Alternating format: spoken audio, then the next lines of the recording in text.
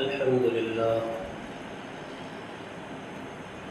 الحمد لله نحمده ونستعينه ونستغفره ونؤمن به ونتوكل عليه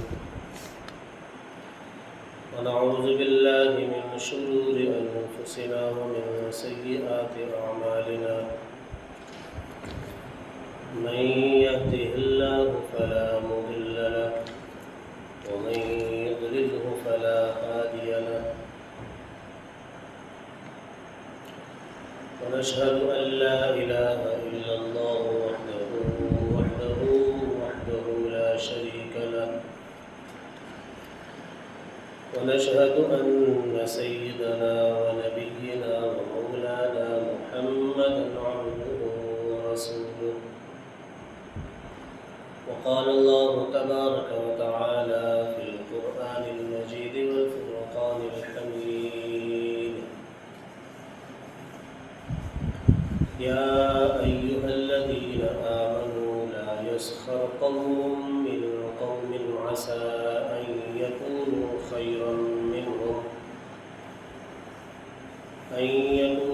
خيرا منهم ولا نساء من نساء عسى أن يكن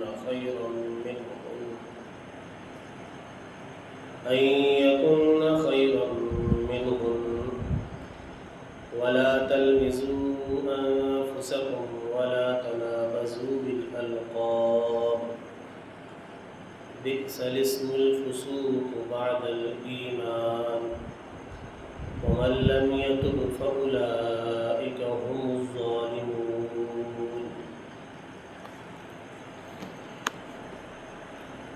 صدق الله مولانا العظيم وبلغنا رسوله النبي الكريم الأمين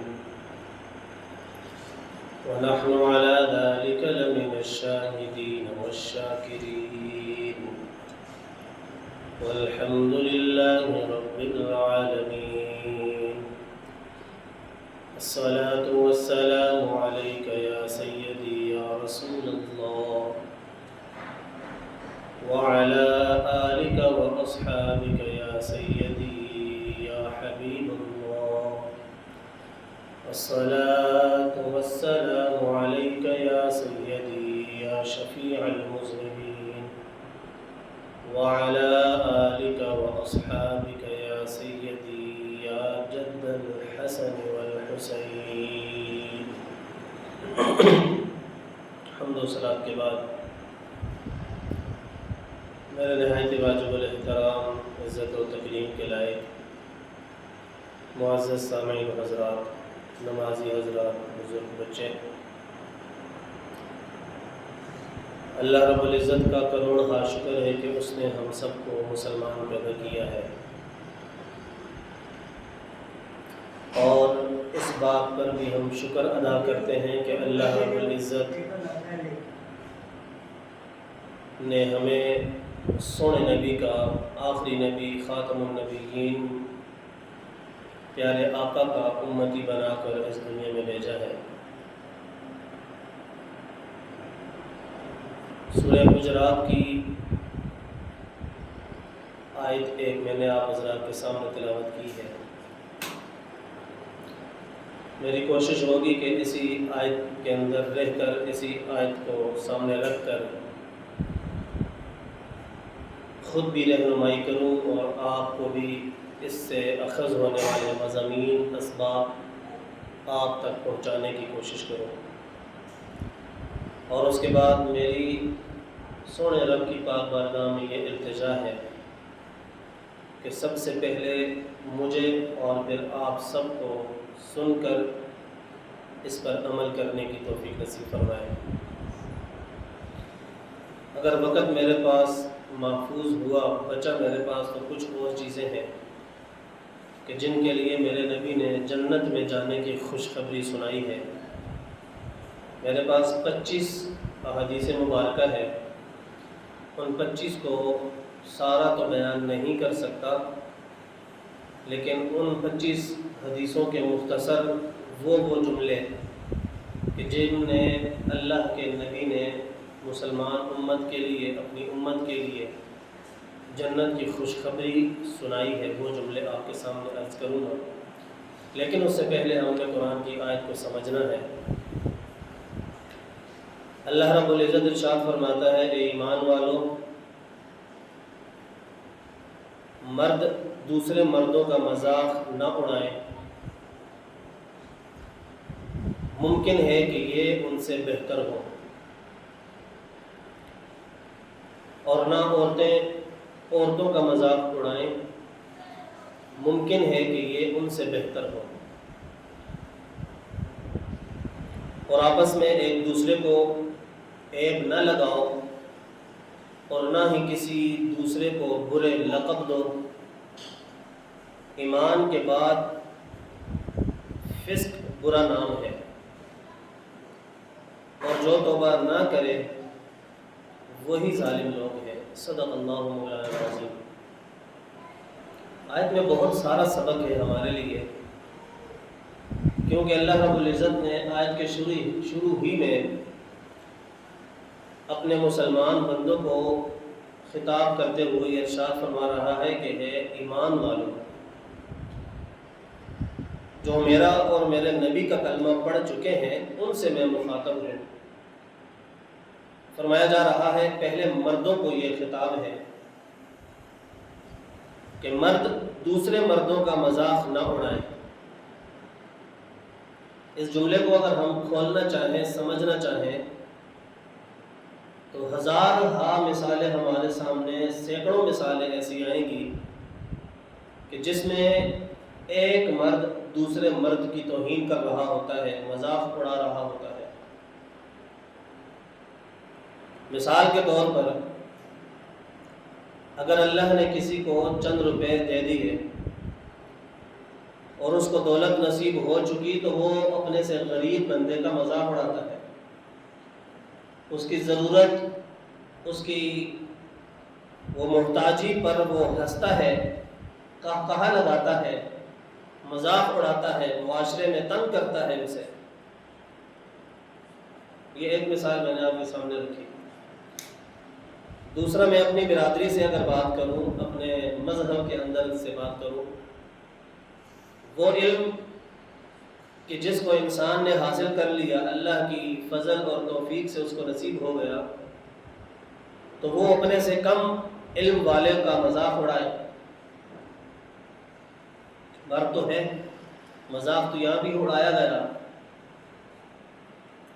اسی طرح کوئی سیاست میں بیٹھا ہے کسی بھی کرسی پر، تو وہ اپنے سے کسی دوسری پارٹی والے کا، مخالف پارٹی والے کا مذاق اڑائے۔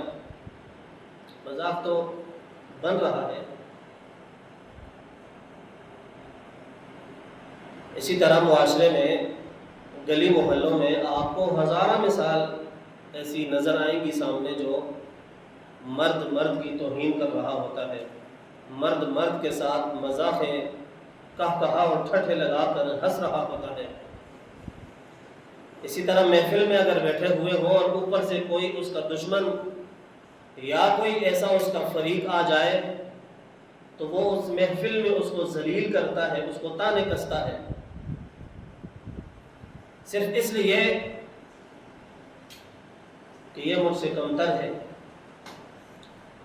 اور آپ نے اکثر معاشرے میں سنا ہے، دیکھا ہے کہ جب انسان کسی کا مذاق اڑا رہا ہو اور سامنے والا اس مذاق کو برداشت نہ کر سکے اور وہ یہ کہے کہ یار تیری اور میری مذاق نہیں ہے، لہٰذا تم میرے ساتھ آئندہ مذاق نہ کیا کرو، تو وہ پہلے والا بندہ جو مذاق اڑا رہا ہے وہ یہ کہے کہ یار تم ناراض ہو گئے، میں تو مذاق کر رہا تھا۔ مطلب یہ کہ محفل کے اندر اس شخص کو سامنے والے بندے کی توہین کر دی، محفل میں اس کو ذلیل و رسوا کر دیا، دوسروں کے سامنے اس کو چہرہ اٹھانے کے قابل نہ چھوڑا، اس کی عزتوں کی پگڑی کو اچھال کر رکھ دیا،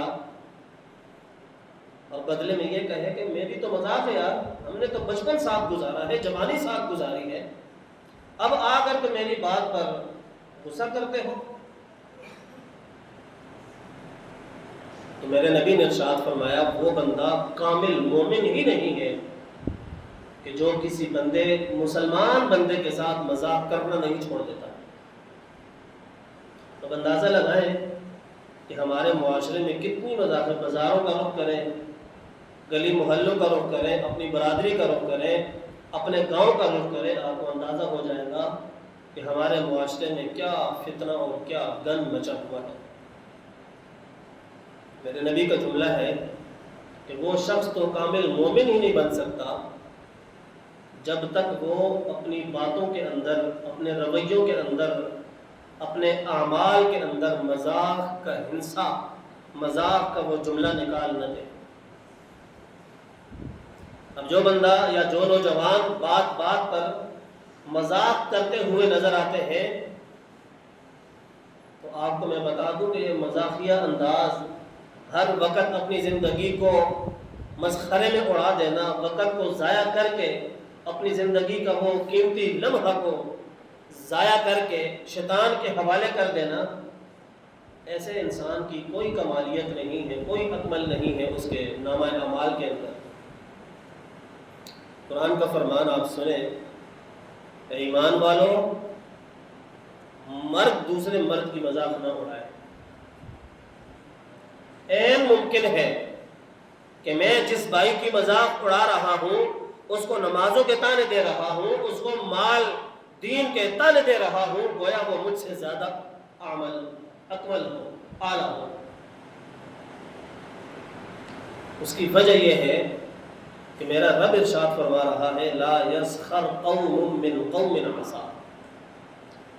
ہو سکتا ہے کہ جس کی تو مذاق اڑا رہا ہے، جس کو تو محفلوں میں تنگ کر رہا ہے، وہ تجھ سے اعمال کے اندر زیادہ بہتر ہو۔ میں اور آپ تو اپنے معاملے میں اور دوسروں کے معاملے میں نہیں جانتے کہ کون شخص اپنے رب کے کتنا قریب ہے، لیکن قرآن کا یہ جملہ ہے، قرآن کا یہ فرمان ہے، قرآن کا یہ پیغام ہے جو آپ تک پہنچنا لازمی اور ضروری ہے۔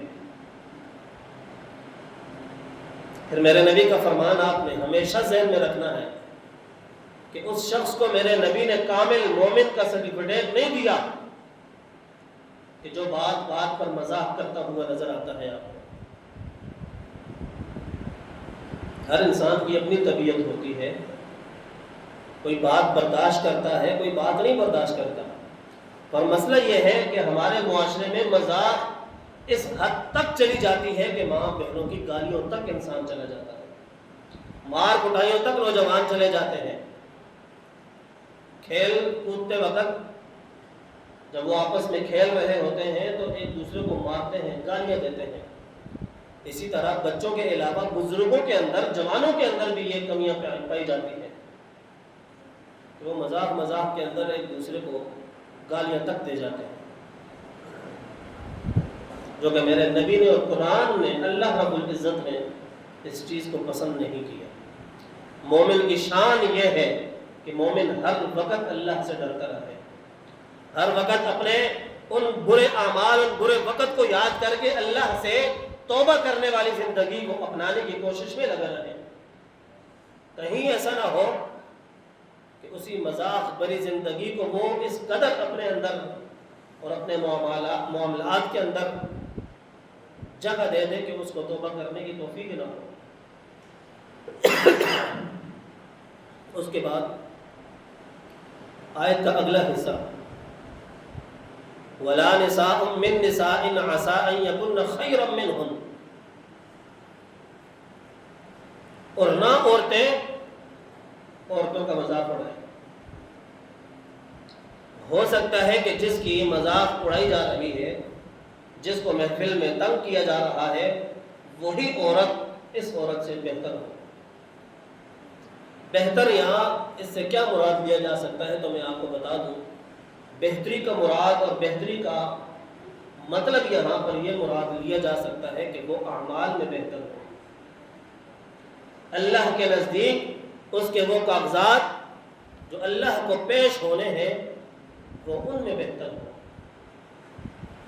اور ہم بظاہر دنیا والوں کے سامنے نمازی بنے رہیں، بظاہر دنیا والوں کے سامنے حج اور عمرے کرتے پھرتے رہیں، بظاہر دنیا والوں کے سامنے دیکھوں پر دیتے چلے جائیں، غریبوں کی مدد کرتے چلے جائیں، لیکن اپنے بھائی کا مذاق اڑائیں، اپنی بہنوں کا مذاق اڑائیں، اور اسی طرح عورت کا مذاق اڑائیں،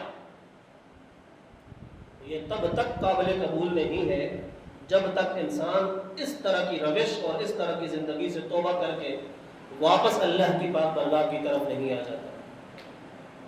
کیونکہ اللہ نے آخر میں کیا فرمایا؟ وَمَن لَّمْ يَتُبْ فَأُولَٰئِكَ هُمُ الظَّالِمُونَ، کہ اور جو توبہ نہ کریں اور اپنی زندگی کو اسی مزاحیہ انداز میں گزار دیں تو اللہ نے فرمایا یہی لوگ ظلم کرنے والے ہیں، ظالم ہیں. استاد جی بعض اوقات سنگی یار ہونا اور جس میں بچپن گزرا ہونا ساتھ، تو اس کے ساتھ تو ہلکی پھلکی چل سکتی ہے. مزاح کا بھی انداز ہوتا ہے، کچھ الفاظ ہوتے ہیں، کچھ تقدس ہوتا ہے، کچھ احترام ہوتا ہے. جس طرح ہر انسان کی سیلف ریسپیکٹ ہوتی ہے، اس کی عزت نفس ہوتی ہے، جب تک آپ کو اجازت ہے، جب تک اس کی عزت نفس کی مجروح آپ کے سامنے نہ ہو.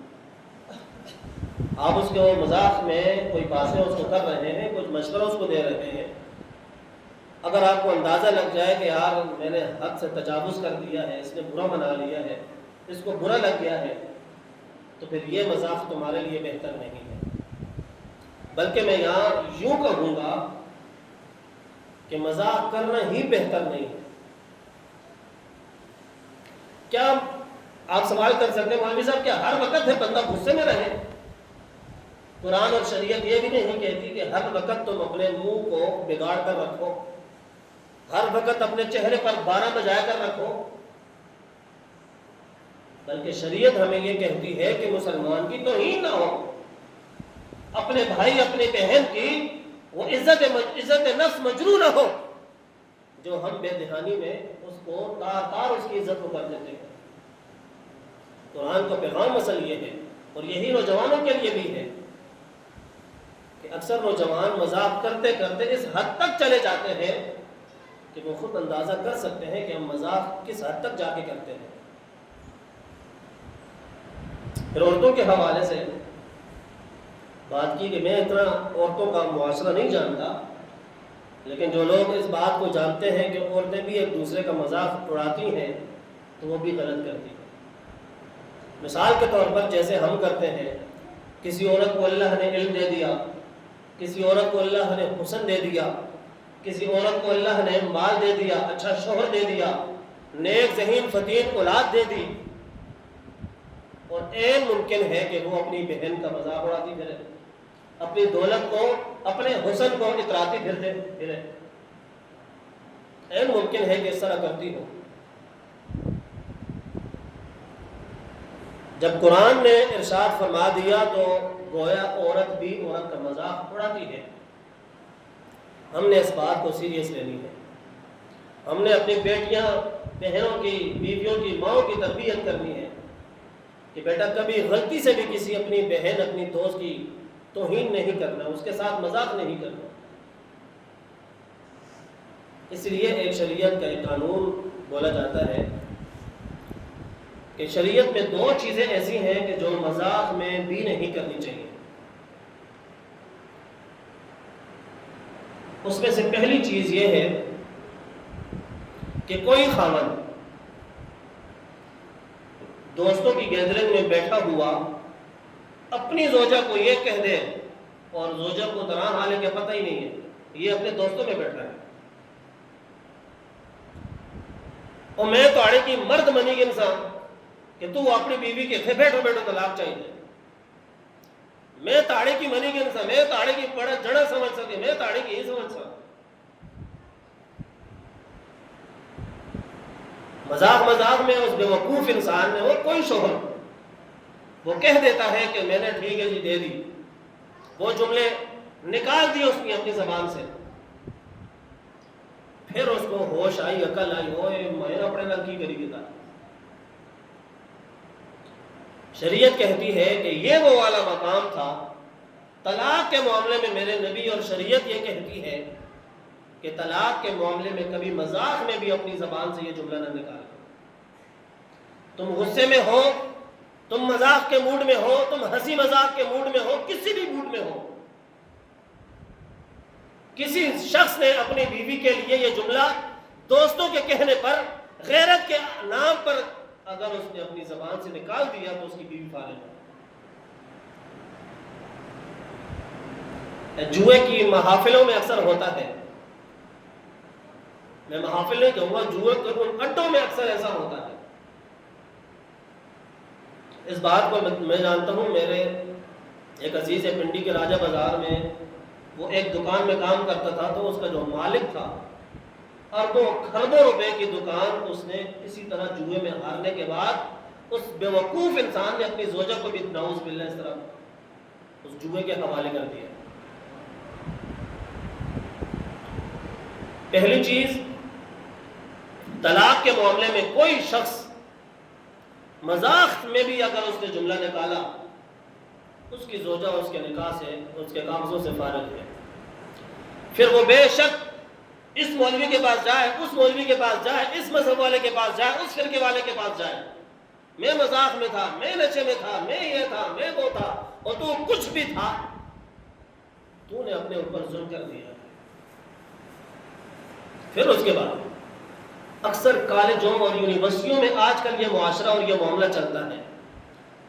دوسرا معاملہ میرے نبی نے اور شریعت محمدیہ نے یہ ظاہر کیا کہ نکاح کے معاملے میں کبھی مذاق میں بھی ایک دوسرے کو گواہ بنا کر ایجاب و قبول نہ کرنا، تمہارا نکاح ہو جائے گا.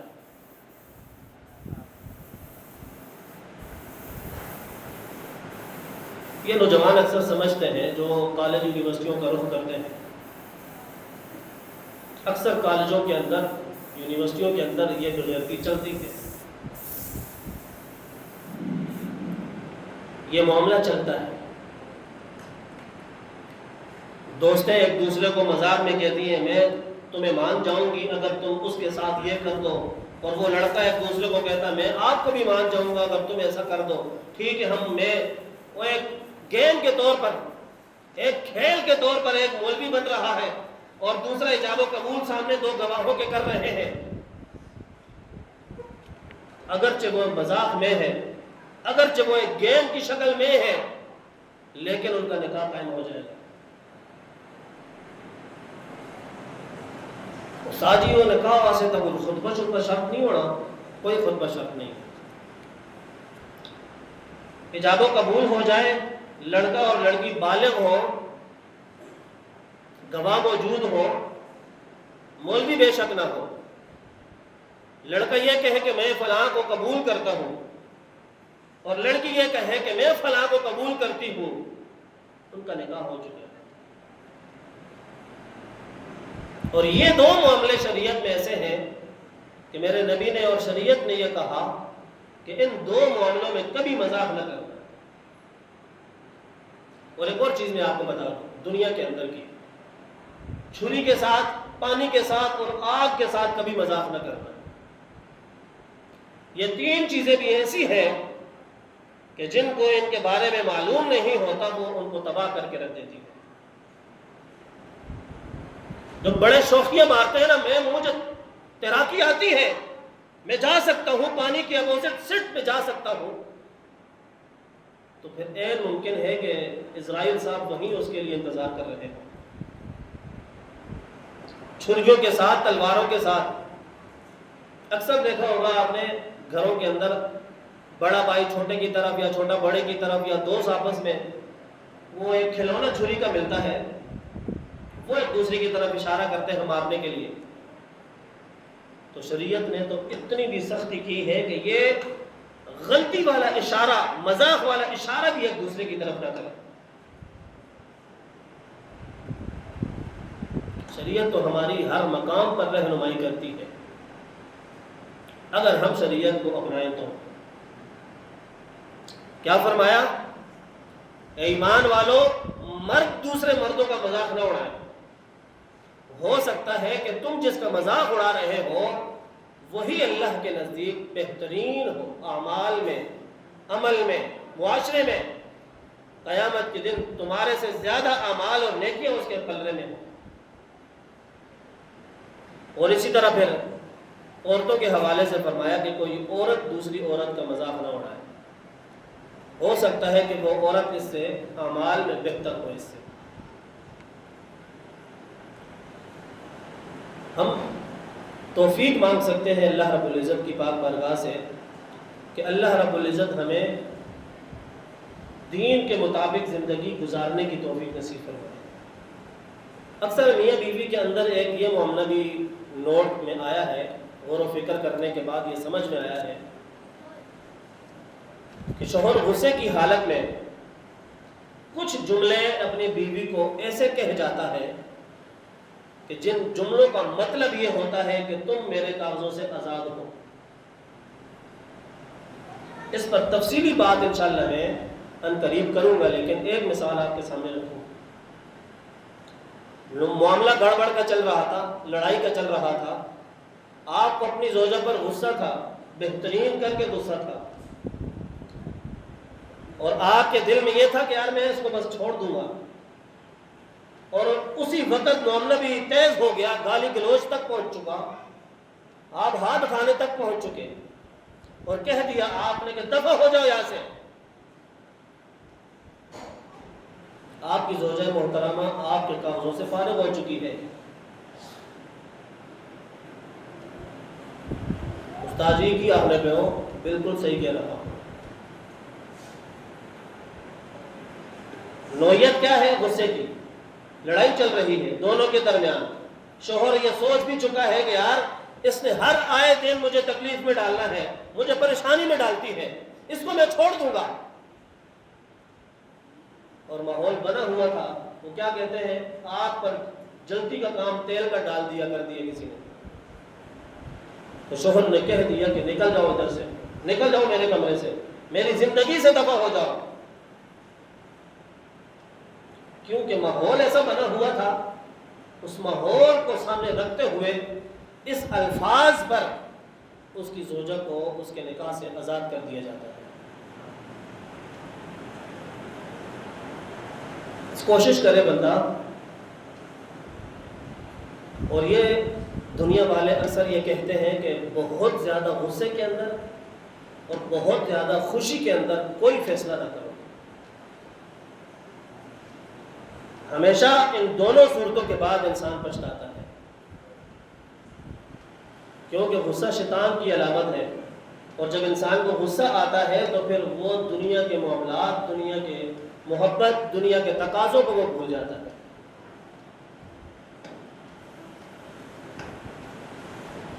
اللہ کا فرمان ہے کہ ایمان والوں، مردوں، تم دوسرے مردوں کا مذاق نہ اڑاؤ، ہو سکتا ہے کہ جس کا تم مذاق اڑا رہے ہو وہ تمہارے سے بہتر ہے۔ پھر فرمایا عورتیں دوسری عورتوں کا مذاق نہ اڑائیں، این ممکن ہے کہ مذاق اڑانے والی عورتوں سے بہتر وہ دوسری عورتیں ہوں جن کا مذاق اڑایا جا رہا ہے۔ اور پھر آیت کا اگلا حصہ جو آج ہم ایک دوسرے پر لگانے سے پہلے ذرا سا بھی نہیں سوچتے۔ قرآن فرماتا ہے وَلَا تَلْمِزُوا أَنفُسَكُمْ وَلَا تَنَابَزُوا بِالْأَلْقَابِ، ایک دوسرے پر عیب نہ لگاؤ اور ایک دوسرے کو برے القاب سے نہ پکارو۔ ایک دوسرے پر عیب نہ لگاؤ۔ کوئی شخص میرے بارے میں جانتا کچھ نہیں ہے لیکن گلی محلوں میں کھڑے ہو کر بکواس کر رہا ہے، کوئی شخص فلاں کے بارے میں جانتا نہیں ہے لیکن اس کی عزت خراب کرنے کے لیے پورے گلی محلوں میں گھوم رہا ہے، یہ عیب لگا رہا ہے اس کو معلوم نہیں، اس کی زندگی کے معاملے میں وہ جانتا نہیں، اس کی تنہائیوں کے معاملے میں وہ جانتا نہیں،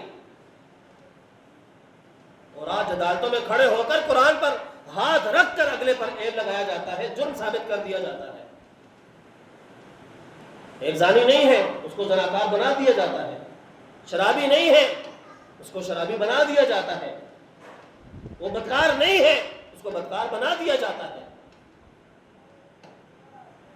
قرآن تو یہ کہتا ہے کہ ایک دوسرے پر عیب نہ لگاؤ، اور ہم مسلمان کیا کرتے ہیں، تو ماڑے اکاؤنٹ فلانے اتنے پیسے بھیجی چھوڑ، تو بغم ہو جا، باقی اگلے کی ذلیل کرنا میرا کام ہے۔ یہ دنیا کی عدالتوں کی وہ حقیقتیں ہیں جو آپ جانتے ہیں، معاشرے کی وہ حقیقت ہے جو آپ جانتے ہیں۔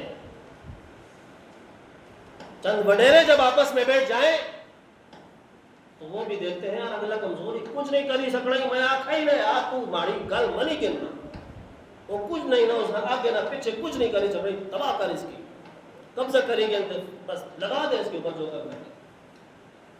ہم بھول جاتے ہیں کہ جس ذات نے، جس رب نے ہمیں پیدا کیا، وہ رب ہمارے ہر حرکتوں سے واقف ہے۔ جب ہم کچھ بھی نہ تھے، اللہ قرآن میں ارشاد فرماتا خلق من ماء دافق، اے انسان تو جانتا ہے کہ ہم نے تمہیں کس پانی سے پیدا کیا؟ ہمارا تو نام و نشان نہ تھا۔ سائنس کی دنیا کے اندر اگر دیکھا جائے تو انسان مرد کے اندر سے جو اللہ رب العزت جو پانی خارج کرتا ہے، اس پانی کے اندر لاکھوں کروڑوں کی مقدار پر وہ اسپمز ہوتے ہیں، ان میں سے کوئی ایک جا کر اللہ نے ہمیں، مجھے اور آپ کو پیدا کیا، کتنے ضائع ہو جاتے ہیں۔ میں اور آپ، کون جانتا تھا مجھے یا آپ کو؟ کون جانتا تھا؟ کوئی نہیں، لیکن اللہ نے ہمیں نام دیا، عزت دی، مقام دیا، خاندان دیا، ماں باپ دیے، نبی دیا، اور اس کے بعد ہم کیا کرتے ہیں؟ عیب لگانے پر لمحہ بھر بھی نہیں سوچتے، چاہے وہ میرا ساتھ کھڑے ہونے والا نمازی تھا یا وہ میرے ساتھ رہنے والا وہ عرصے دراز سے پڑوسی بن کر رہا، عیب لگانے کی باری آئی تو ہم نے بس چند ٹکوں کی خاطر اپنا ایمان بیچ دیا۔ قرآن کہتا ہے اگلا جملہ وَلَا تَنَابَزُوا بِالْأَلْقَابِ، اے مانا تے شانہ تے راجہ تے فلانا تے جو بندے اپنے اصل نام کو چھوڑ کر کسی دوسرے نام سے اپنے دوستوں کو، بھائیوں کو، پتروں کو، بیٹوں کو، بیٹیوں کو پکارتے ہیں، اللہ سختی سے منع کرتا ہے۔ میں پیار نہ لگنا اپنے پترے کی بولوں تو چھولوں، ہمیں خدا کے بندو، تم نے اپنے بیٹے کا نام عبد الرحمن رکھا بالفرض، تم نے اپنے بیٹے کا نام عثمان رکھا، علی رکھا، ابو ہریرہ رکھا، اور تم اس کو گولو مولو فٹ بال بنا رہے ہو۔ کتنے لوگوں کو آپ جانتے ہوں گے کہ لوگ اس کو اس کے اصل نام سے نہیں، اس کے معاشرے میں پلے اور بڑھے جانے والے نام سے لوگ جانتے ہیں۔ میں نے اس علاقے میں اپنے بچوں سے جو میرے پاس آتے ہیں پڑھنے کے لیے، ابھی مجھے یاد نہیں کہ میں نے کس کے بارے میں پوچھا تھا، لیکن پوچھا ضرور ہے۔ بچے آ رہے ہیں استاد جی ہمیں اس کا اصل نام نہیں پتہ، لیکن لوگ اس کو یہی کہتے ہیں۔ واللہ ممبر پر بیٹھا ہوں، کیا کہتے ہیں وہ بھی نہیں یاد، لیکن اتنا یاد ہے کہ کوئی ہے ادھر، اور شاید ایک نہیں ہے، کتنے ہی ہیں۔ اصل نام کو چھوڑ کر، خوبصورت نام کو چھوڑ کر گولو مولو تو شولو رکھا ہوا ہے اس کا نام۔ قرآن کیا کہتا ہے؟ وَلَا تَنَابَزُوا، نہ پکارو ان کو۔